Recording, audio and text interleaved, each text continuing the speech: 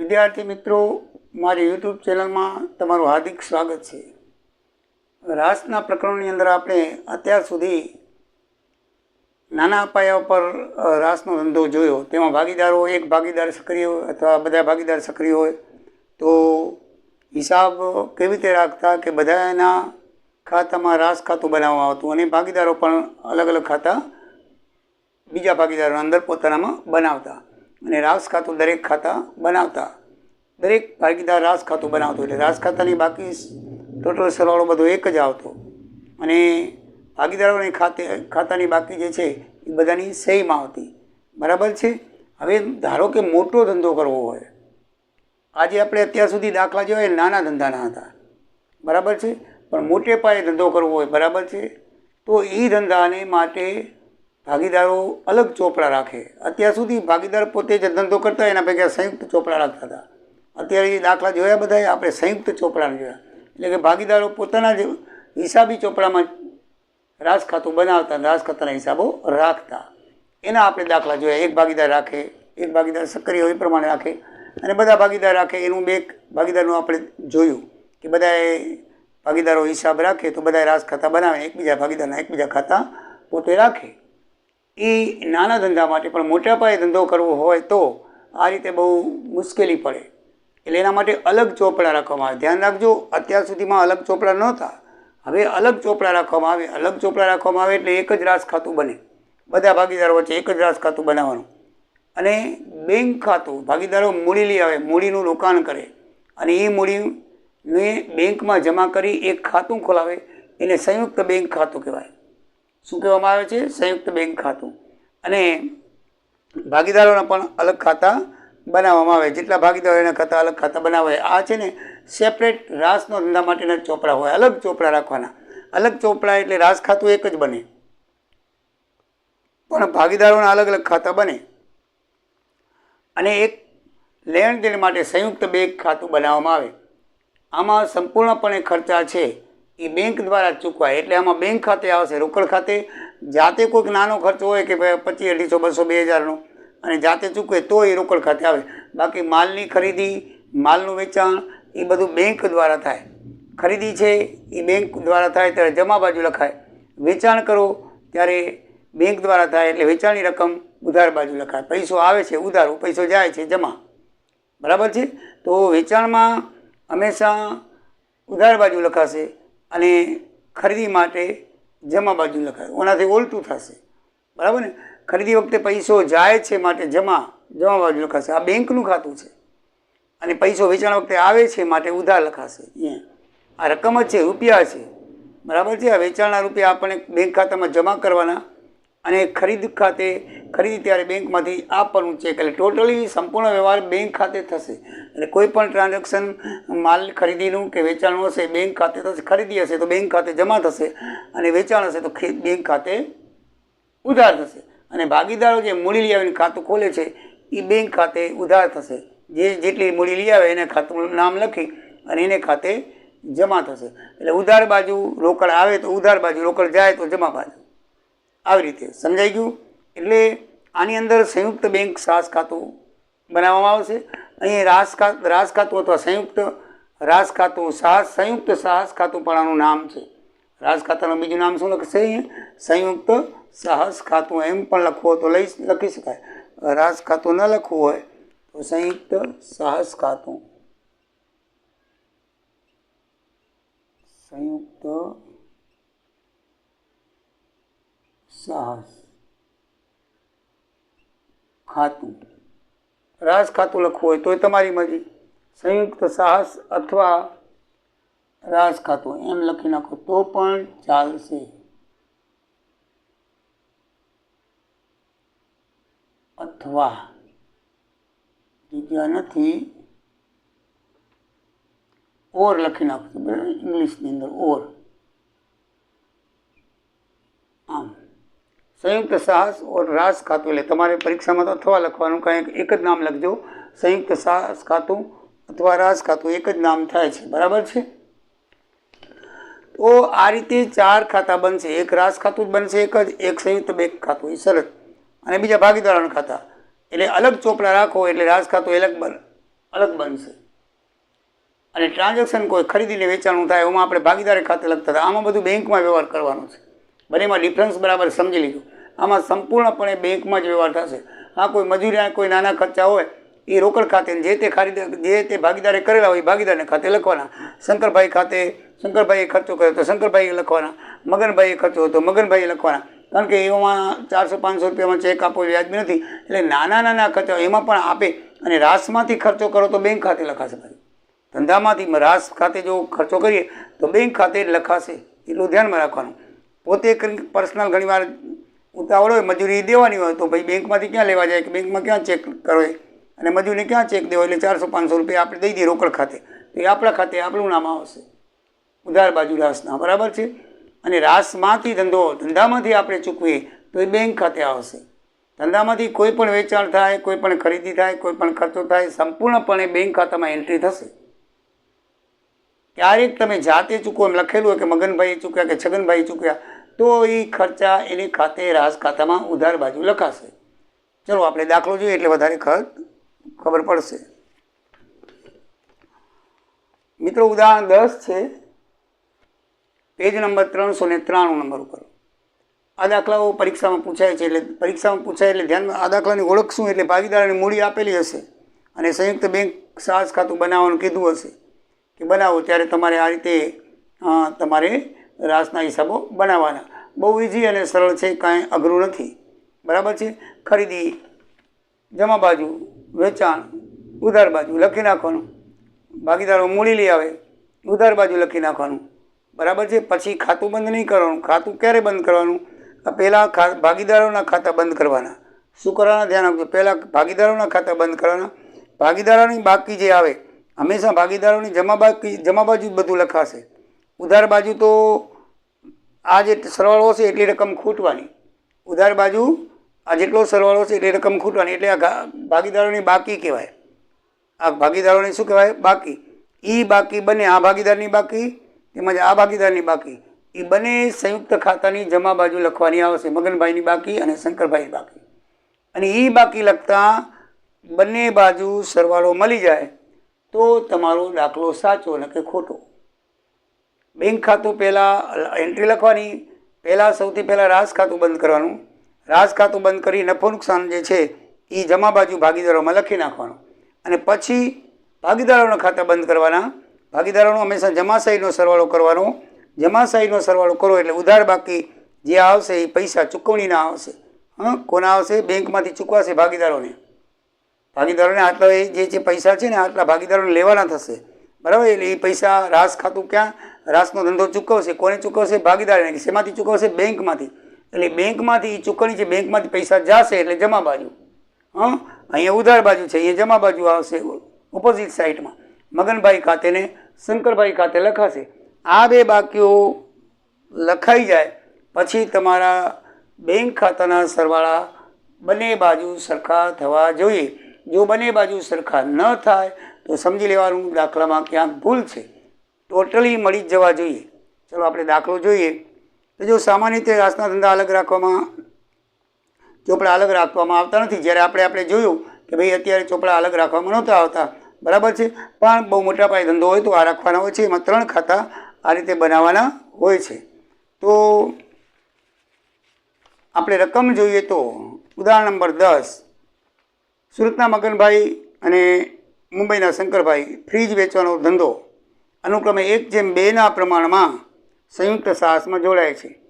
પછી લખ્યું છે કે મગનભાઈ 50,000 અને શંકરભાઈ 1 લાખ રૂપિયા સંયુક્ત સાહસ પેઢે કાઢીને સંયુક્ત ખાતું બેંકમાં ખોલાવે છે. શું ખોલાવે છે? બેંકમાં ખાતું ખોલાવે છે. બરાબર છે. તો એની આમનું થાય સંયુક્ત બેંક ખાતે ઉધાર. આપણે બેંક ખાતાની ઉધાર બાજુ લખશું.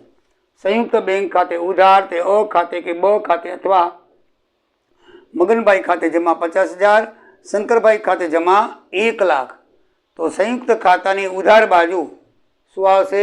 મગનભાઈ ખાતે 50,000, શંકરભાઈ ખાતે 1 લાખ. બરાબર. તે અ ખાતાની જમા બાજુ. અ ખાતે મીન્સ કે મગનભાઈ ખાતે કેટલા આવશે? 50,000. તે શંકરભાઈ ખાતે 1 લાખ મિત્રો જમા થશે. ભાગીદારો જ્યારે જ્યારે લઈ આવે ત્યારે એની આમનું બેંક ખાતે ઉધાર થાય અને ભાગીદારો ખાતે જમા થાય. બેંક ખાતે ઉધાર લખી નાખવાનું ભાગીદારોના નામે અને ભાગીદારોના ખાતામાં બેંક ખાતે લખી નાખવાનું. શું લખશું આપણે? બેંક ખાતે લખી નાખશું. સમજણ પડી મિત્રો? જ્યારે મૂડી કેપિટલ ધંધાની અંદર લઈ આવો ત્યારે બેંક ખાતામાં જમા કરાવવી પડે. બેલેન્સ વધે એટલે ઉધાર બાજુ લખે, બેલેન્સ ઘટે એટલે જમા બાજુ કહેવાય. બેલેન્સ વધે એટલે ઉધાર બાજુ. મગનભાઈ ખાતે એના ખાતે 50,000, શંકરભાઈ ખાતે 1 લાખ લખી નાખ્યા. ભાગીદારોના ખાતામાં હંમેશા જમા બાજુ આવે. બરાબર છે? સંયુક્ત બેંક ખાતે જમા. બરાબર છે? તો સંયુક્ત બેંક ખાતે જમા 1 લાખ અને સંયુક્ત બેંક ખાતે ઉધાર, અહીંયા ઉધાર આવશે ને અહીંયા જમા આવશે. સંયુક્ત બેંક ખાતે 50,000. બરાબર છે? આમનું થશે બેંક ખાતે ઉધાર તે ભાગીદારી ખાતે જમા. ભાગીદારો ખાતાની જમા બાજુ બેંક ખાતે અને બેંક ખાતાની ઉધાર બાજુ મગનભાઈ કે છગનભાઈ કે જે હોય તે ભાગીદારોના ખાતે લખાશે મિત્રો. બરાબર છે? નંબર 2 આગળ કહીએ તો મગનભાઈ 9,000 રૂપિયાના એક એવા 10 ફ્રીજ ખરીદે છે અને તેના નાણાં બેંકમાંથી ચૂકવે છે. મગનભાઈ ખરીદી કરે છે. બરાબર છે? તો ખરીદ કરે એટલે ઉધાર બાજુ, રાજ ખાતાની ઉધાર બાજુ તે સંયુક્ત બેંક ખાતે આપણે પૈસા ચૂકવવાના છે. રાજ ખાતે ઉધાર તે બેંક ખાતે જમા. રાજ ખાતાની ઉધાર બાજુ સંયુક્ત બેંક ખાતે લખાશે. શું લખાશે? કારણ કે પૈસા બેંક દ્વારા ચૂકવાય છે, આપણે જાતે ચૂકવવાના આવતા નથી. આમાં જાતે કોઈ નહીં ચૂકવે. બેંક ખાતું છે એટલે સંયુક્ત બેંક ખાતે જ લખવાનું આવશે. બરાબર છે? ખરીદી કરી છે 9,000 રૂપિયાના 10 ફ્રીજની. 90,000 કોના દ્વારા? બેંક દ્વારા. તો એ રાજ ખાતે માલ ખરીદ્યો 90,000 રૂપિયા. શું આવશે? આમનો શું થાય? રાજ ખાતે ઉધાર તે સંયુક્ત બેંક ખાતે જમા. રાજ ખાતાની ઉધાર બાજુ સંયુક્ત બેંક ખાતે અને સંયુક્ત બેંક ખાતાની જમા બાજુ રાજ ખાતે 90,000 રૂપિયા આવશે. સમજાણું મિત્રો? ઓની જેમ જ છે. ખરીદી આ બાજુ જ આવે, ઉધાર બાજુ જ આવે, વેચાણ આ બાજુ જ આવે. નિયમમાં કોઈ ફેરફાર નથી, પણ એન્ટ્રીમાં ફેરફાર છે. નામ થોડુંક અલગ લખવાનું છે. બેંક ખાતે, અહીંયા ભાગીદારોના ખાતે નહીં, બેંક ચૂકવશે એટલે બેંક ખાતે લખાય. કોણ ચૂકવશે? બેંક. પૈસા ભાગીદાર ચૂકવતા તો અહીંયા બેંક ચૂકવે છે એટલે બેંક ખાતે લખાય. અને બેંકના ખાતામાં બેલેન્સ ઓછી થાય એટલે જમા બાજુ એ રાજ ખાતે લખાશે. શું લખાશે? આમાં રાજ ને બેંક વચ્ચે વ્યવહાર આવશે, ભાગીદાર વચ્ચે આવતો નથી. બરાબર? રાજ ખાતે માલ ખરીદ્યો 90,000 રૂપિયા. પડી ગઈ સમજણ? પછી મિત્રો આગળ છે જકાતના અને વીમા પ્રીમિયમના 416 મગનભાઈ પોતાની ખાનગી રોકડમાંથી આપે છે. જો ખાનગી રોકડ આ બેંકમાંથી નથી ચૂકવાતા. મેં કીધું નાના નાના ખર્ચા હોય ને બેંકમાં ન આપે એટલે પોતે એ શું લખશે? એ પોતાના ખાતે લખશે. ખર્ચ હંમેશા રાસના, એ તો તમે જાણો છો, ખર્ચ રાસની ઉધાર બાજુ આવે. મગનભાઈ ખર્ચ કરશે, મગનભાઈ ખાતે લખાશે. અહીંયા બેંક ખાતે નહીં લખાય, કારણ કે મગનભાઈ ચૂકવે છે એટલે જકાતના 400, વીમો 1600, 2,000 રૂપિયા. બરાબર છે? મગનભાઈ ચૂકવે છે તો મગનભાઈના ખાતાની અંદર અહીંયા રાસ ખાતે ખર્ચા 2,000 લખી નાખવાના. બરાબર છે? અહીંયા ઉધાર હોય તો અહીંયા જમા બાજુ એના ખાતામાં લખી નાખવાનું. મગનભાઈનો જે લાગુ પડતો હોય મગનભાઈના ખાતામાં લખતા જવાનું અને શંકરભાઈના ખાતામાં લાગુ પડતો હોય શંકરભાઈના ખાતામાં લખતા જવાનું છે. સમજાઈ ગયું? તો આ ખર્ચા મગનભાઈના હતા તો રાસ ખાતાની હંમેશા ઉધાર બાજુ આવે, તો મગનભાઈના જમા બાજુ આવે, ઓપોઝિટ સાઈડમાં આવે ખર્ચ ખાતે. હંમેશા ભાગીદાર અને ઉધાર બાજુ કાંઈ નહીં આવે, બધું જમા બાજુ લગભગ આવશે. અને જમા બાજુની ટોટલ એ ભાગીદાર અને ઉધાર બાજુ લખી નાખવાનું સંયુક્ત બેંક ખાતે.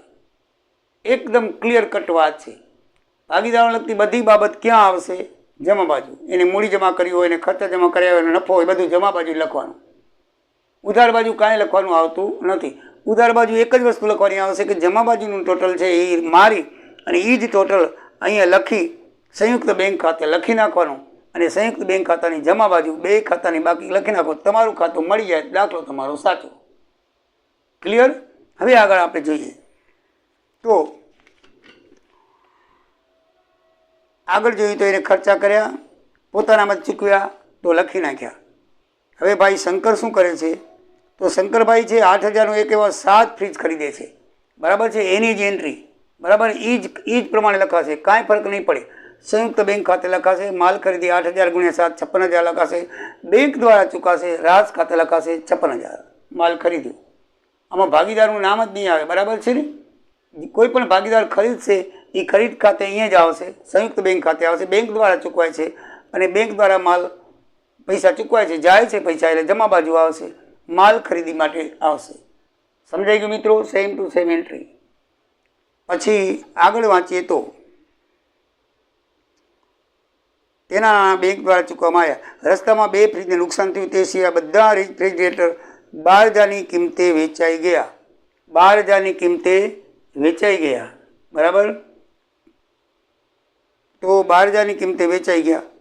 તે સિવાયના બધા રેફ્રિજરેટર, 2 રેફ્રિજરેટર નુકસાન થયું એટલે નુકસાનવાળા અલગ છે. બરાબર છે? આપણે ટોટલ કેટલા થયા હતા? મગનભાઈ લઈ આવ્યા હતા, 10 લઈ આવ્યા હતા મગનભાઈ, અને આ લઈ આવ્યા 7, તો 17 થયા. કેટલા થયા? 17. 2 બગડી ગયા તો બાકીના 15 વેચાણ થયા. એમાં લખ્યું છે કે ફ્રીજ છે એ 12,000 રૂપિયાની કિંમતે વેચ્યા 15, તો 1,80,000. તો એ પૈસા કાંઈ ભાગીદારો નહીં રાખે, એ પાછા પૈસા આવે એટલે આપણે શું લખવાનું? રાસ ખાતે વેચાણના 1,80,000 લખવાના છે. રાસ ખાતું આવશે. સમજાઈ ગયું? રાસમાંથી વેચાણ થયું, રાસમાંથી પૈસા આવશે, એ બધું આમાં જ આવે. સમજાઈ ગયું? રાસ ખાતે વેચાણ લખવાનું આવશે. બરાબર?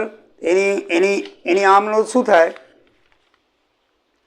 એની આમ એમ થાય કે ભાઈ ખર્ચ નહીં ચૂકવીએ તો શું થાય? ખર્ચ તો હજી આપણે ચૂકવ્યું નથી, પણ વેચાણ થાય સંયુક્ત બેંક ખાતે ઉધાર તે રાસ ખાતે. સંયુક્ત બેંક ખાતે ઉધાર, સંયુક્ત બેંક ખાતાની ઉધાર બાજુ તે રાસ ખાતે જમા. રાસ ખાતે શું કરવાનું? જમા. આર્યું રાસ ખાતે જમા, તો ભાગીદારનું હતું, રાસ ખાતે જમા. સંયુક્ત બેંક ખાતે ઉધાર તે રાસ ખાતે જમા. રાસ ખાતાની બેંક જમા બાજુ સંયુક્ત બેંક ખાતે અને સંયુક્ત બેંક ખાતાની ઉધાર બાજુ રાસ ખાતે. બરાબર મિત્રો? સમજાઈ ગયું? કોઈ પણ વેચાણ હોય એના વેચાણના પૈસા છે એ બેંક દ્વારા ચૂકવવામાં આવશે. જેમ ખરીદીના પૈસા ચૂકવવામાં એ જમા બાજુ લખાય છે, એમ વેચાણના પૈસા આવશે એટલે જમા થશે એટલે એ ઉધાર બાજુ આવશે. કઈ બાજુ આવશે? ઉધાર બાજુ આવશે. વેચાણના ઉધાર બાજુ આવશે, ખરીદીના જમા બાજુ આવશે. આમનો ધ્યેય એ થશે કે સંયુક્ત બેંક ખાતે તે રાસ ખાતે. બરાબર છે? હવે આગળ જોઈએ તો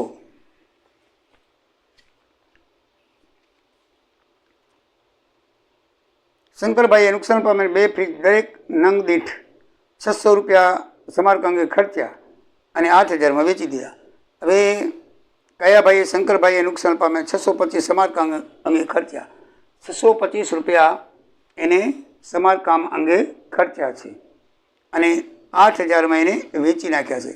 તો 8,000માં વેચ્યા છે તો વેચાણ વળી પાછું આ બગડી ગયેલા ફ્રીજ છે. આમાં સારા ફ્રીજ 12,000, બગડી ગયેલા 8,000, 2 હતા એ વેચી નાખેલા, ટોટલ 17 ફ્રીજ આવી ગયા. તો આ પણ બેંક ખાતે જેમ આપણે અગાઉ લખ્યું એમ 16,000 લખાશે અને પૈસા જમા થશે બેંકમાં 16,000 રૂપિયા રાસ ખાતે લખાશે. બરાબર છે? હવે આગળ જોઈએ તો રિપેરિંગના 2 ફ્રીજના લખ્યા 625 એ કોને ખર્ચ કર્યો તો? શંકરભાઈએ ખર્ચ કર્યો હતો. પણ એટલે શંકરભાઈના ખાતે આવશે. બરાબર? કેના ખાતે આવશે? શંકરભાઈના ખાતે આવશે. એમાં બેંક દ્વારા લખ્યું નથી. ખરીદી વેચાણ તો બેંક દ્વારા ફરજિયાત હોય, પણ નાના ખર્ચા છે એ 2 ફ્રીજ હતા એટલે 650 ગુણ્યા 2, 625 છે. સોરી, 625 એક ફ્રીજનો ખર્ચો રિપેરિંગનો કરાયો હોય ને અને એને ચૂકવ્યા તો 625 ગુણ્યા 2 એ ઉધાર બાજુ આવશે 1250. આ કોને કર્યો છે ખર્ચ? શંકરભાઈએ. તો શંકરભાઈના ખાતાની અંદર રાસ ખાતે રિપેરિંગ ખર્ચ 1250 અહીંયા લખી નાખવાના છે. શું લખવાના છે? 1250 ખર્ચના લખી નાખવાના છે. રાસ ખર્ચનું જે આપણે કરીએ ત્યારે રાસ ખાતે ઉધાર તે અ ખાતે મીન્સ કે તે શંકરભાઈ ખાતે ઉધાર. રાસ ખાતે ઉધાર તે શંકરભાઈ ખાતે જમા. બરાબર છે? રાસ ખાતાની ઉધાર બાજુ શંકરભાઈ ખાતે, શંકરભાઈના જમા બાજુ રાસ ખાતે થશે. કોઈ પણ ખર્ચ હોય તો રાસ ખાતે શું થાય? ઉધાર થાય. બરાબર છે? તો આ રીતે અને શંકરભાઈ ખાતે જમા થશે. જો બેંક દ્વારા ચૂકવવામાં આવે તો બેંક ખાતે જમા થાય. બેંકમાંથી રોકડ ઓછી થાય એટલે જમા પૈસા ચૂકવાય છે તો બેંક ખાતે. આ તો પોતે ખર્ચા છે. સૂચના વાંચવાની. બેંક દ્વારા ચૂકવાના છે કે ભાગીદાર દ્વારા? ભાગીદાર દ્વારા ચૂકવાય તો એના ખાતે જમા કરો, બેંક ખાતે ચૂકવાના તો બેંક ખાતે જમા કરો. ઉધાર તો અહીંયા જ આવશે, બરાબર છે, એ રીતે. પછી આગળ છેલ્લે લખેલું છે કે રાજ ખાતું, સંયુક્ત બેંક ખાતું અને સહભાગીદારોના ખાતા બનાવો. તો આપણે રાજ ખાતું બનાવ્યું, સંયુક્ત બેંક ખાતું બનાવ્યું અને આ સહભાગીદારોના ખાતા બનાવ્યા, બરાબર છે. પછી મગનભાઈએ ખર્ચ કરેલો છે એ લખ્યું છે 4,1600. એ તો આપણે લખી નાખ્યું 2,000 અહીંયા, બરાબર છે. એની મૂડીને ખર્ચ, આની મૂડીને ખર્ચ. તો મિત્રો ભાગીદારોના ખાતાની જમા બાજુ એને રોકેલી મૂડી અને એને કરેલો ખર્ચ એ જ આની અંદર આવશે, બાકી કાંઈ આવતું નથી. ભાગીદારોએ લઈ આવેલી મૂડી જમા બાજુ, ભાગીદારોએ ખર્ચ એ જમા બાજુ.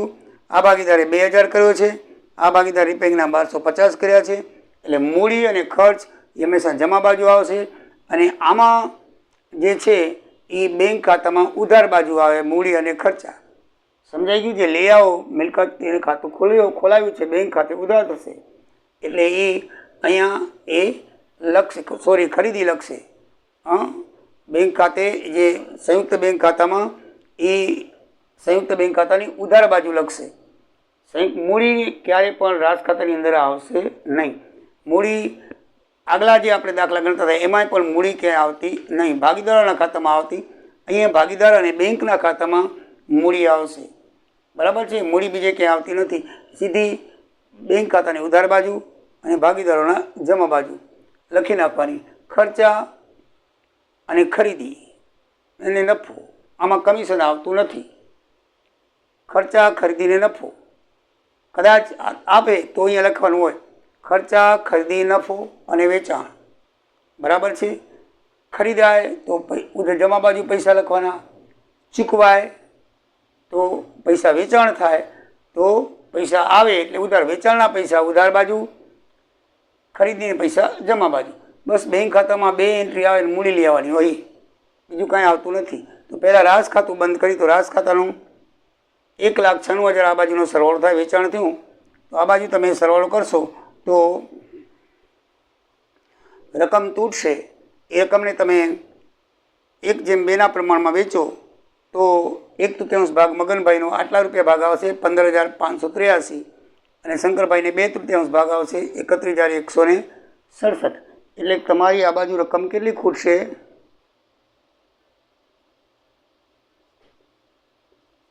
46,750 ખૂટશે. 46,750 ને એકવાર 1/3 ગુણો અને 46,750 ને એકવાર 2/3 ગુણો, એટલે 2/3 ગુણો એટલે 31,167 આવશે. 1/3 ગુણો એટલે 15,583 આવશે. આ બાજુનો સરવાળો કરી આટલી રકમ બાદ કરી નાખે, બરાબર છે. રકમ બાદ કરો એટલે 46,750 ખૂટશે. એ ભાગીદારો નફો કહેવાય. ભાગીદારો નફોને એના ભાગીદારીના પ્રમાણમાં વેચતા તો તમને આવડે છે, એ કાંઈ શીખવાડવાની જરૂર નથી. એટલે એ તમે વેચી નાખો તો